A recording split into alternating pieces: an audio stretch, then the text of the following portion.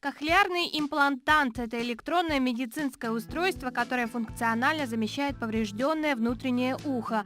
В отличие от слуховых аппаратов, которые усиливают громкость звуков, кохлеарный имплант выполняет работу поврежденного среднего уха по направлению звуковых сигналов в мозг.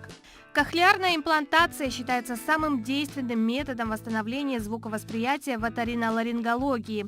С 2017 года в Якутии проводятся операции по кохлеарной имплантации. Имплантация – это вот как бы вживление высококачественного, высокотехнологичного слухового аппарата в орган слуха. Но тут много своих нюансов есть после операции. Это вот как слуховой аппарат. Поэтому только сделали операцию, ребенок не будет говорить, потому что с ним тоже надо заниматься.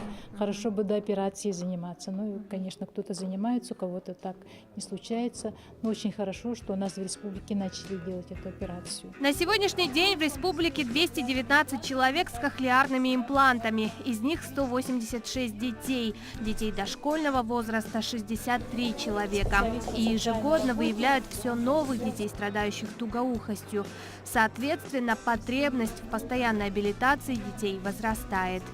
К нам обращаются родители детей с кохлеарными имплантами о том, что фонд социального страхования, региональный фонд, отказывается возмещать проезд до места реабилитации по настройке кохлеарного импланта, по замене речевого процессора. Я считаю, что это нарушение прав ребенка-инвалида.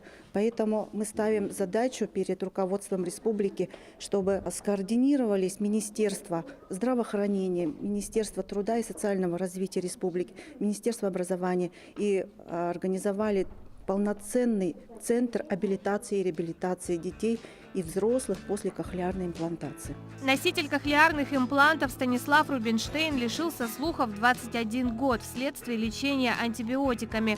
Сегодня молодой человек ведет полноценную жизнь и помогает людям, столкнувшимся с этим диагнозом.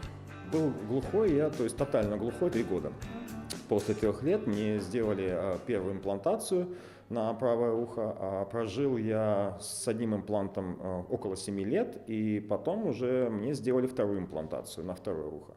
То есть сейчас, на данный момент, я полноценно реабилитирован. Я не реабилитировался, как правило, у специалистов, как это в принципе должно быть. Я сам это делал. То есть какие-то свои собственные занятия. То есть непосредственно это касается именно вопроса прислушаться, то есть прислушивания, да. То есть тем более учитывая то, что раньше я, ну и сейчас, в принципе, был музыкантом, да, то, соответственно, мне в этом вопросе еще и музыка помогла. Это процесс ежедневный. Ну и, соответственно, есть еще и техническая сторона в плане настройки речевого процессора и прочее. Пример Сергея доказывает, что полная реабилитация возможна, и это большая работа над собой.